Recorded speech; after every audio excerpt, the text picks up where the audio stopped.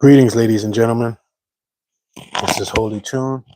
We're back with another Tuesday and Thursday live stream, 7:30 p.m. to 8:30 p.m. We're going to continue where we left off on our last session.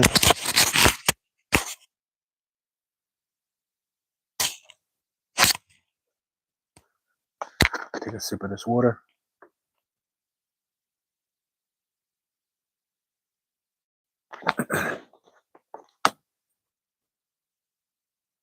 Okay, so let's do a little recap. On our last Bible study, we went through several stages where Jacob betrayed his brother. He basically bamboozled his brother to trade his brother's rights to where his father was going to leave him for a bowl of soup because his brother was extremely hungry. So then he got the birthrights from his father. His father was blinded. He couldn't see. And his mom came up with this plan to wrap fur around him because his brother was hairy, and to come up with this whole scheme so he can get his brother's blessings from his father. So he achieved that. His brother ended up hating him, saying that he was going to execute him. Jacob ended up getting shunned off the land. Not only did Sarah die previously, Abraham also passed away. There were several relocations. The brothers relocated. That was during the birthright stew. That's when his brother was very hungry, Isaac and Jacob. You have Rebecca. Rebecca ended up becoming an old lady. She aged. She met Jacob when he was younger. And then, as you can see here, she's a lot older. She's the one that came up with the plan.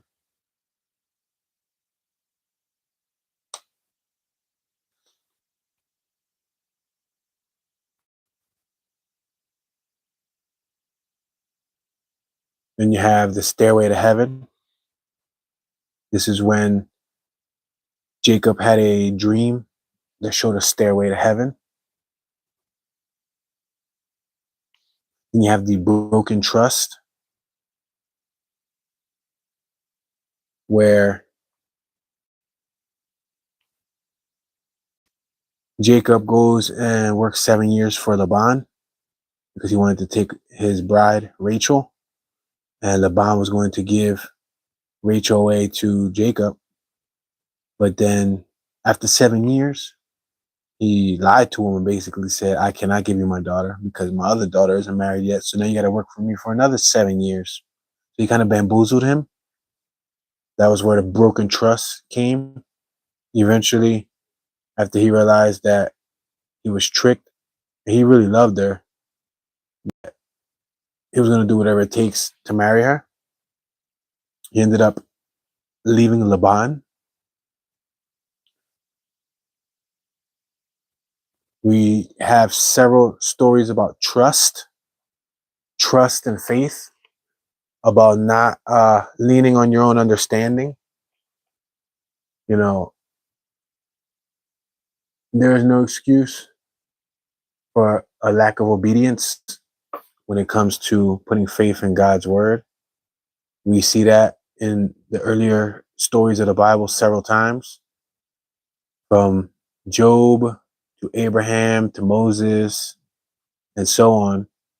When God tells you to do something, or God has a specific timing on how he wants something done, it's not about your timing. It's not about your understanding. It's about following his plan. And even though his plan doesn't make sense, sometimes his plan is designed to build you up. You have to go through an endurance period, a learning. It's like a learning curve. You have to build the muscle memory for whatever plan he has for you. In the end, you are a tool to carry out his divine plan. So it might not make sense. You might not see the whole picture, but eventually, when you look back, it'll all add up. So right now we are at the homecoming.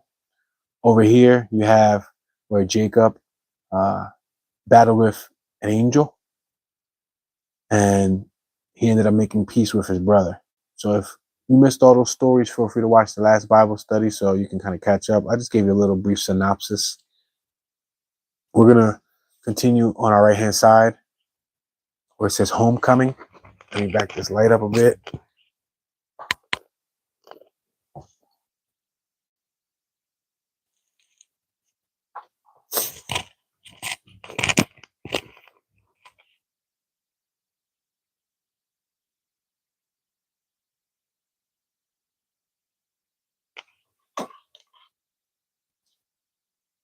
Let's see if I can put something under the book so we can remove that glare. Give me a second.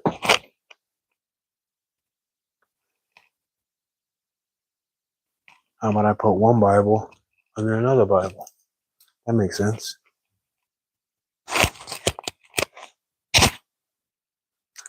So I do have this little miniature cute Bible.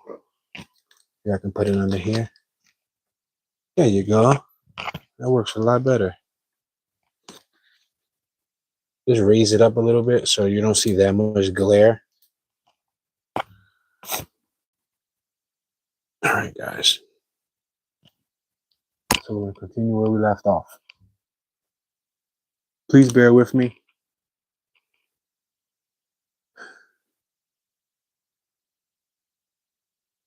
Homecoming, based on Genesis 35. After feasting together, the brothers say goodbye. Jacob heads towards his father's home in Hebron. Goodbye, Jacob, and greet my father for me. I will tell him you are doing well. Goodbye, and God bless you, Esau. So Jacob and Esau are the brothers that one bamboozled the other for the soup, for the birthrights, that they were, kind of separated for years. But he didn't see his brother in a long time, so he ended up forgiving him, making peace. So they're actually saying goodbye to each other versus leaving off on a bad note. Sometime later on the way, Jacob stops at Bethel.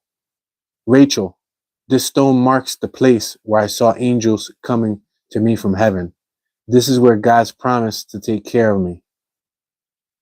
He has taken care of me more than I deserve. God has been good to us. Jacob, I pray that he will take care of our son, Joseph, and the child who is soon to be born. Later on the journey, not far from Bethlehem, Rachel's child is born. It's a boy, master, but Rachel is deceased. Wow.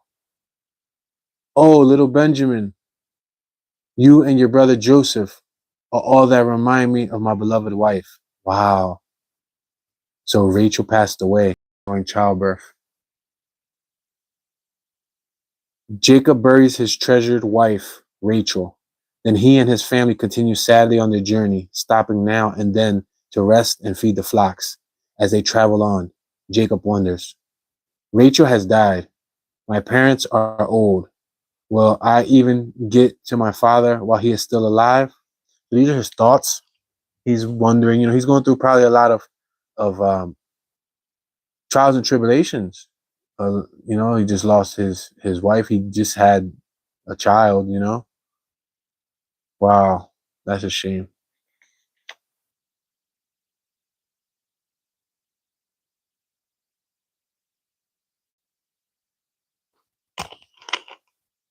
Jacob hands trembles as he shades his eyes and looks towards the distant city of Hebron. This is Hebron. Is that where grandfather Isaac lives? Yes, Joseph. I pray we are not too late. He is very old.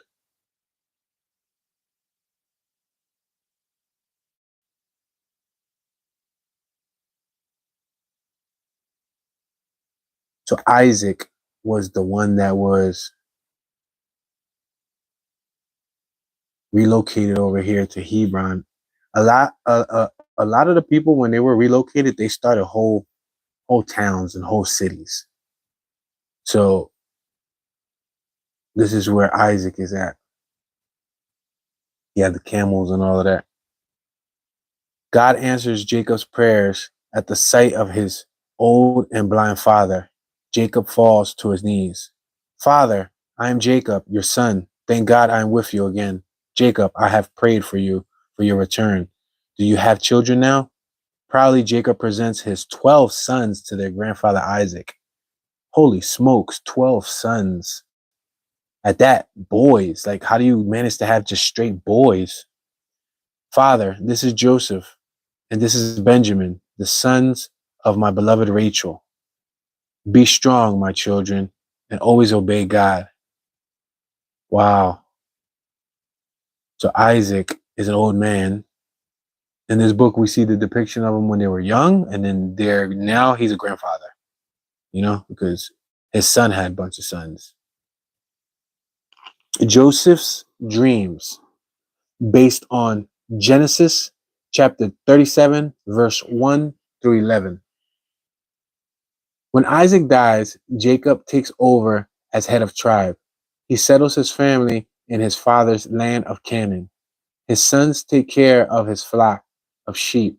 Joseph is a younger son, and he has some news for his father. Father, my brothers are not working hard today. Joseph, mind your business. Why does he have to tell father? Grow up, Joseph. So the one brother is basically tattletelling on the other brothers, and they're all mad at him. Leave Joseph alone. He was good to come and tell me. You all need to work harder. Look at his brothers. First of all, his brothers all look like grown men. They have beards, mustaches, fully grown men. His brothers look just as old as his father.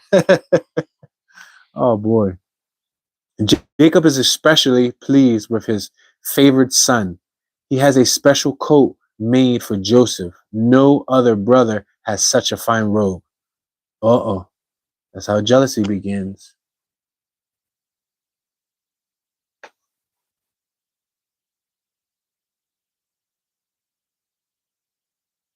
Brothers, what a fine coat. That's not fair. Why does Joseph get such a gift from our father? All he does is tell on us. He gets a reward. That's unfair.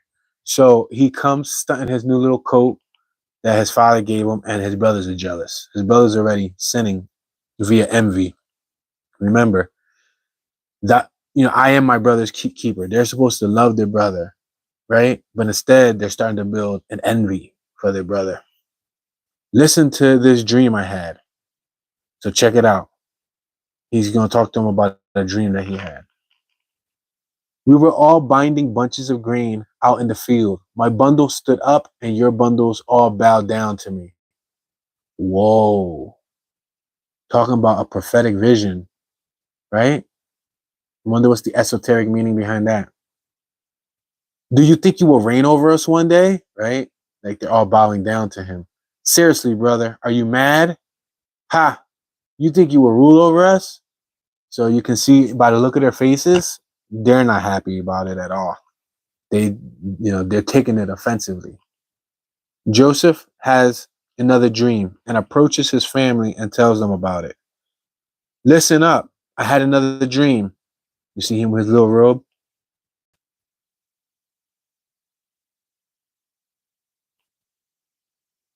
And this time, the sun and the moon and all of the stars were bowing down to me. Whoa. What do you think your mother and I and all your brothers will bow down to you? You are not the firstborn. Don't be silly. See, so this is him in his little dream world. And his dream, basically, he said that the first dream was the brothers were bowing down to him and their flocks were folded, their bushes or whatever that was. In this dream, now the stars are bowing down to him.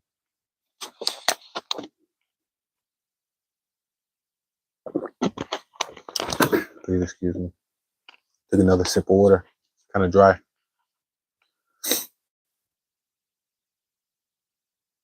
So again, you have all of their angry looks on their faces.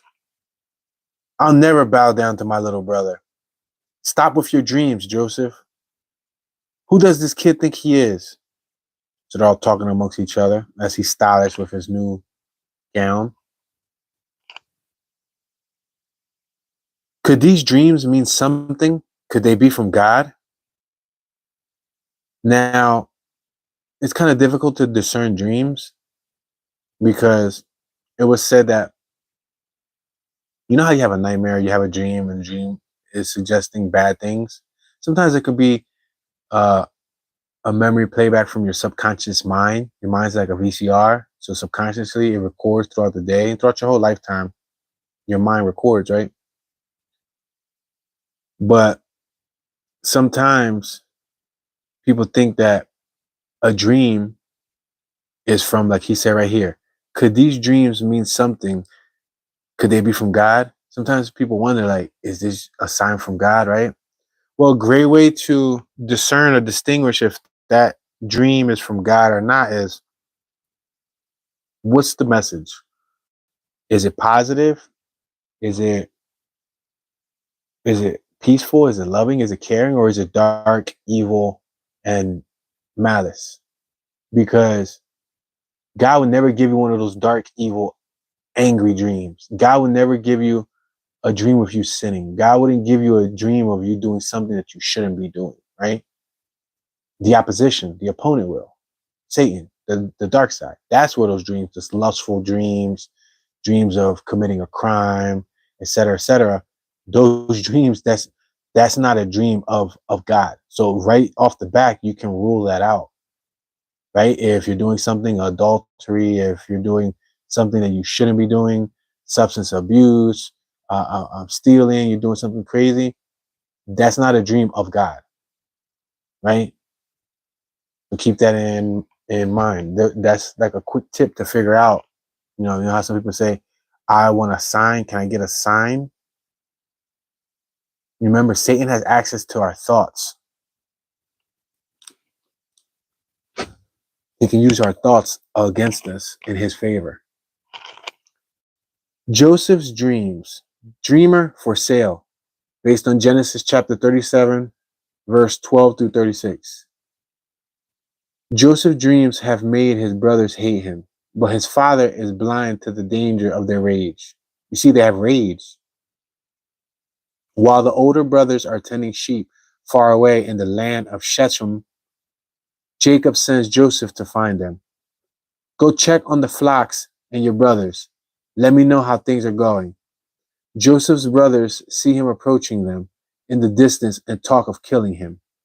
Here comes our brother, the dreamer. Let's kill him. Then they can throw him down.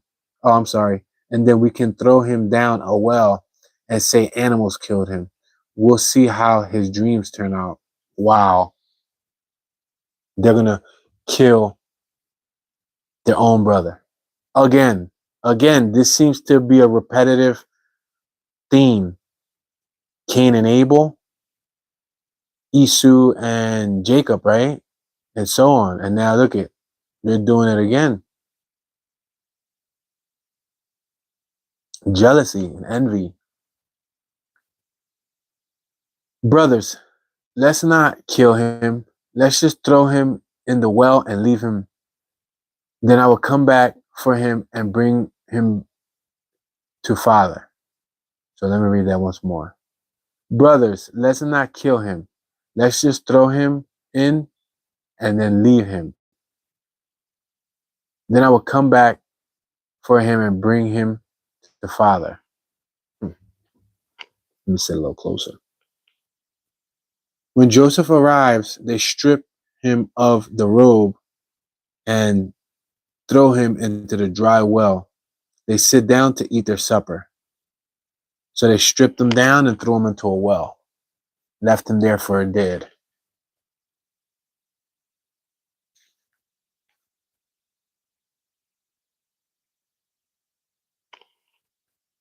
Look out there, a caravan. let's sell Joseph to them. We won't have to kill him, and he will be gone. He can tell his dreams to someone else. Agreed. That's a shame. Look at his whole line of brothers just talking about him, talking about their own flesh and blood, just because he's a little bit more favored by his father, or their father, I should say. The merchants approached the brothers, who pulled Joseph up out of the well. This boy is our slave, and he talks too much. He talks too much. That's messed up. Would you like to buy him? They're about to put him on eBay. 20 shekels and he's yours. Yo, that's wild. Being bought for a shekel. Isn't that crazy? Being bought for a shekel, 20 shekels.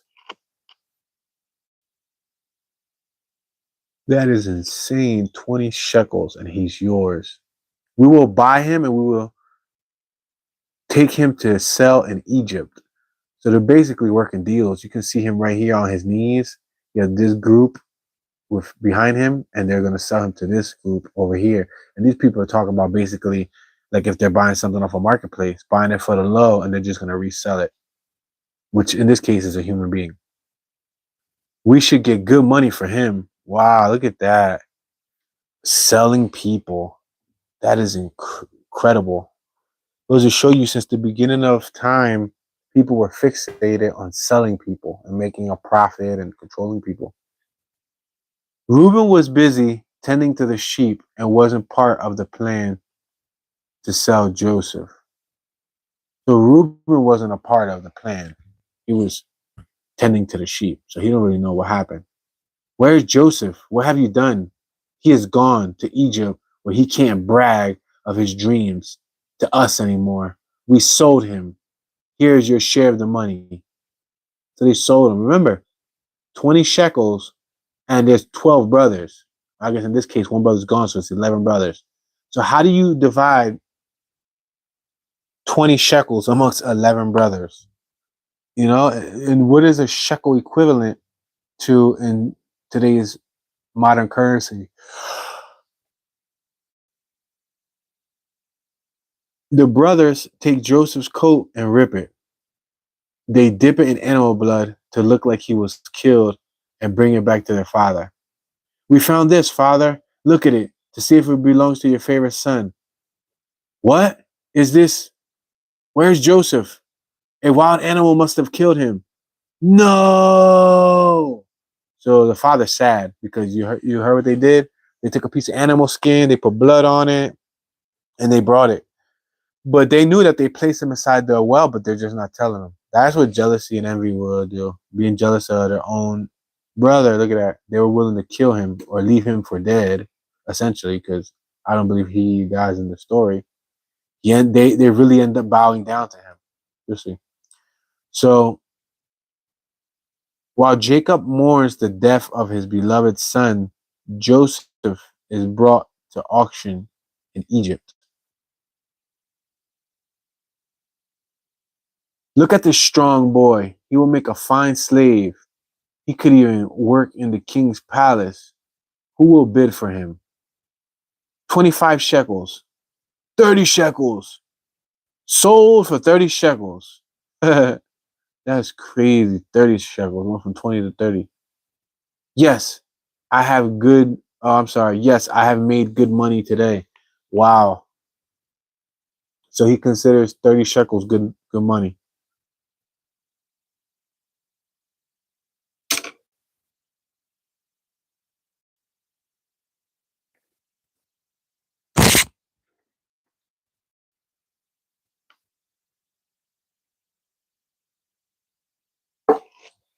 Next one is management crisis, based on Genesis chapter 39, verse 1 through 20. Oh God, please help me. How is this in your plan? You see this? How is this in your plan? Remember, right? We talked about it earlier about sometimes a plan might not make sense. You might not understand it when you're going through it. It might hurt you. It might cause you pain. It might cause you discomfort. But guess what? When you're uncomfortable, that's when you grow the most.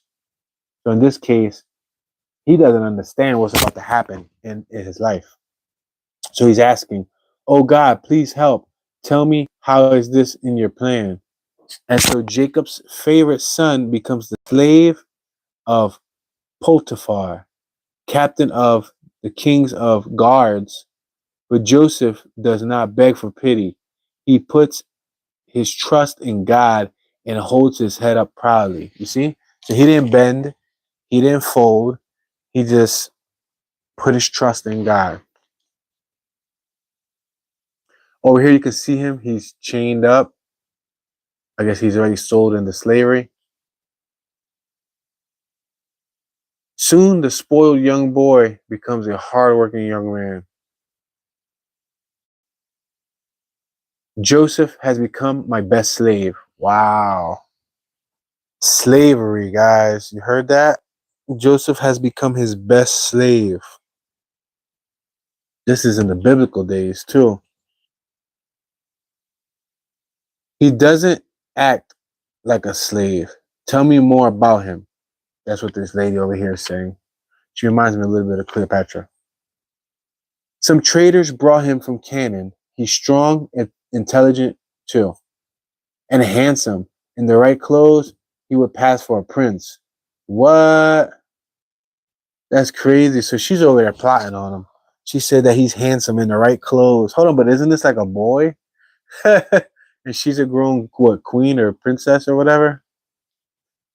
Wow. Years pass, and Potiphar eventually makes Joseph manager of all his property. Things are better with Joseph in charge. So look at that.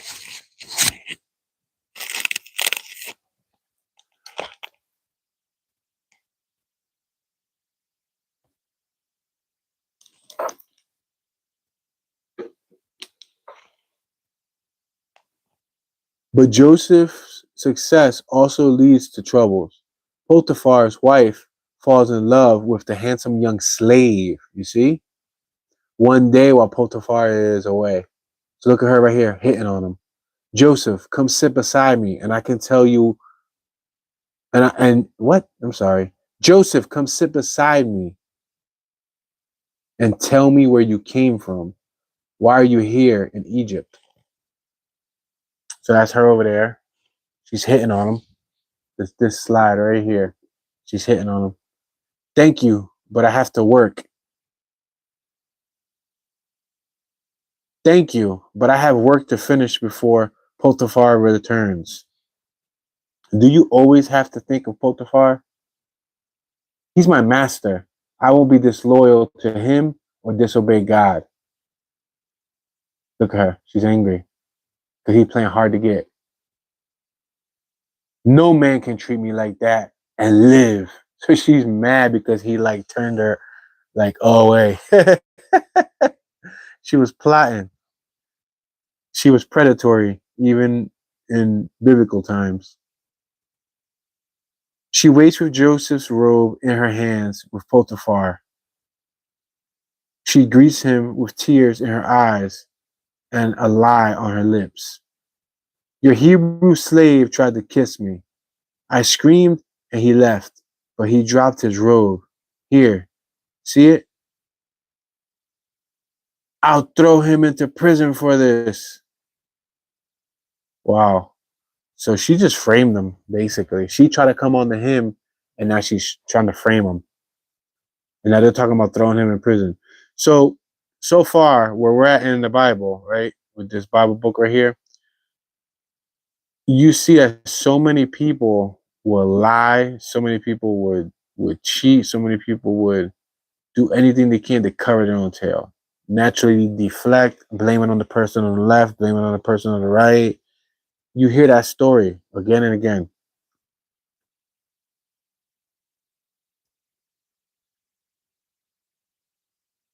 Look who we have coming to join us in such fancy clothes. When he's been here as long as I have, he'll forget what it's like to wear a bunch of nice, clean clothes. To wear such nice, clean clothes. So they got him right here, chained up. He's gonna get locked up,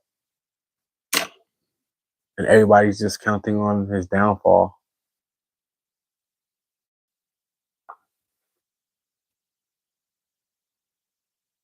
Hey guys, give me a quick glasses switch break. So I'm having trouble reading. I don't know if you guys can hear it. I'm having trouble reading. Why am I having trouble reading? The book is look. This is my pointer. This is about, I would say, a little over a foot and a half. I put it from here. My head is damn near a foot and a half away, right? And I was just reading with my old reading glasses. These are my old ones, right? But I just bought some new ones like 2 days ago, which they're just cheap reading glasses. They're like nothing fancy. These ones on the right, these are the old ones. They have a smaller frame. This is what I was just using to read, but it's a little difficult because I'm kind of far away. Now these, as you can tell, you can see that they're cheap glasses because it has all that information on the front. I didn't peel it off. I could, but I didn't peel it off. Plus 3.25 magnification. So I put this on, and although it's a lot clearer, I gotta sit a lot closer because it's a closer zoom. So, for example, from where I'm sitting with these new glasses, I can't see none of this clearly. It's all blurry. Now, if I move my face really, really close, I can see it real clear, crystal clear. Like this over here, I can see this a little closer. So I'm kind of having difficulties narrating from behind the camera, hence why my reading is a little bit sluggish. But I'm gonna take these back off because they're not really working out for me right now. And I'm gonna put back the old ones that I had. But I kind of need something to read because I'm positioned awkwardly. All right, let's resume. One day, the king's baker and butler are thrown into prison for offending the king. Both men have dreams that disturb them and come to Joseph for help. See that?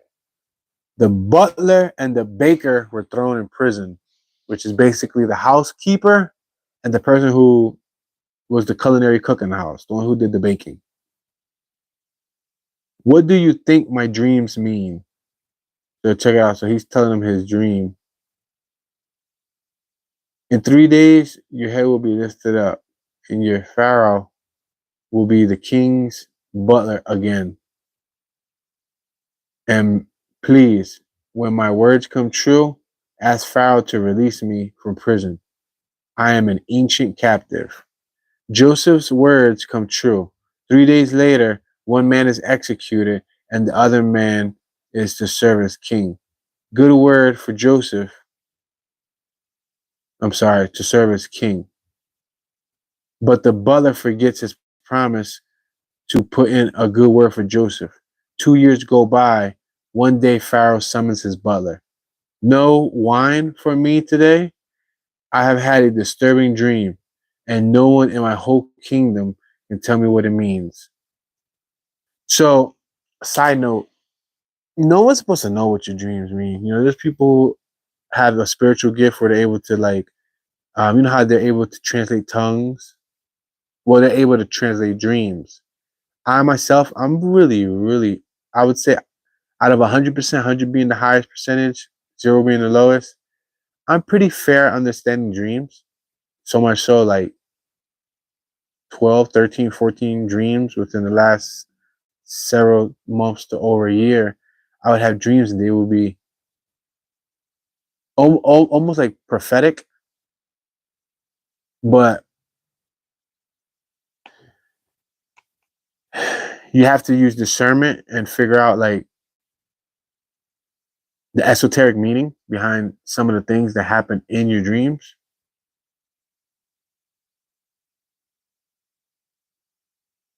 And there's people that they say they have spiritual gifts where they're able to distinguish and tell you what the meaning of the dream is. So that's another thing.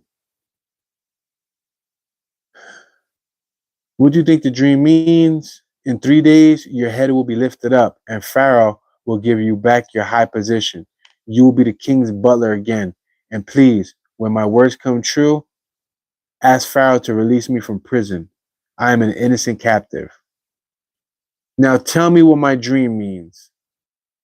Like his would be nice. I'm very sorry. Your dream shows that in 3 days your head will be lifted off and you will be hanged up high by Pharaoh. He's traumatized. This character's face, he said, hanged?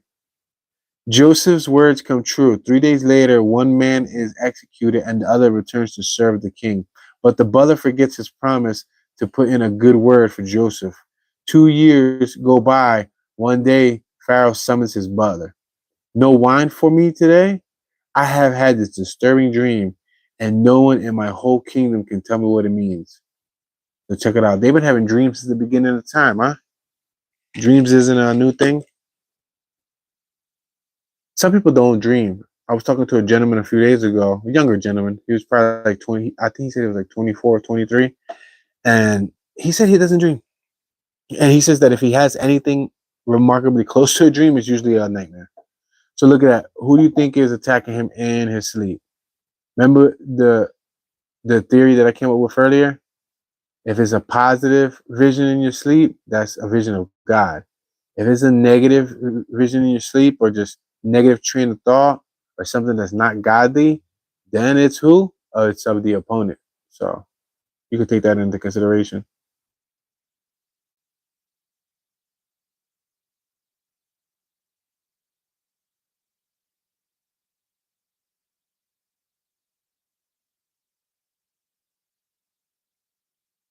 So no wine for me today. I have had a disturbing dream, and no one in my whole kingdom can tell me what it is. Pharaoh, I know of a Hebrew prisoner who can tell the meaning of dreams.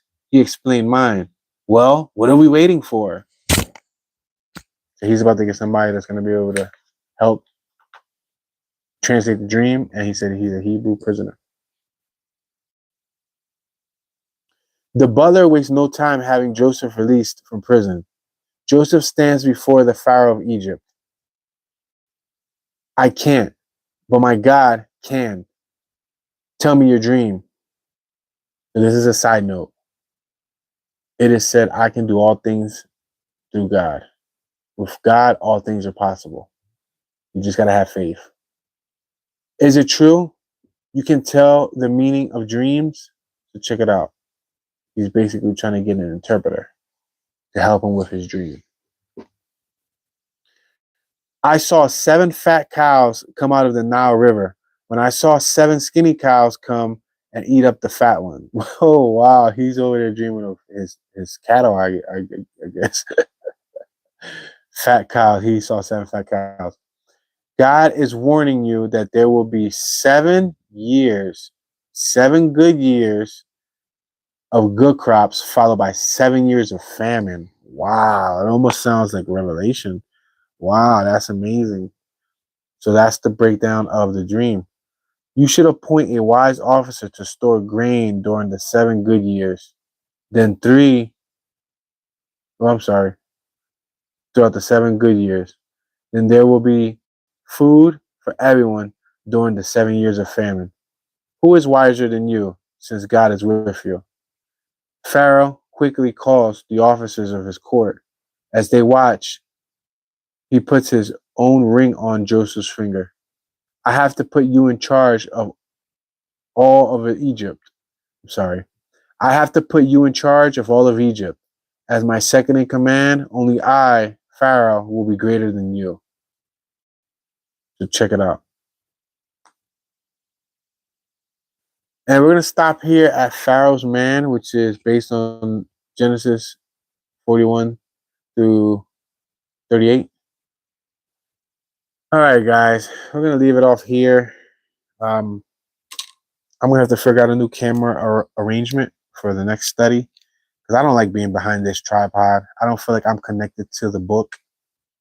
I feel oddly uncomfortable, or like the way I'm sitting. Also, I am a little drowsy. I was up late last night editing till about 2 a.m. and I woke up a little after 4 a.m. this morning. So I had very, very little sleep. My eyes are getting a little heavy and I feel like I'm reading with a slur and I'm not really processing the information that I'm reading. And it's a bit farther. So I'm gonna have to figure out this glasses situation better. You know, if I move this tripod out of my face, then either of these two glasses will do really good when it comes to reading. This is fine print. You see how fine the print is? But when I read with these, which have a better zoom, but since I'm sitting farther, it just blurs everything out, right? And then these, I can read fairly well with those, but still I'm a little bit too far where when I try to read this all the way up here in the corner, it's really blurry. So I do apologize for that, ladies and gentlemen, but we have the Bible study for a little over 40 minutes, little synopsis, little recap. You have to remember, it's very important to have an understanding of God.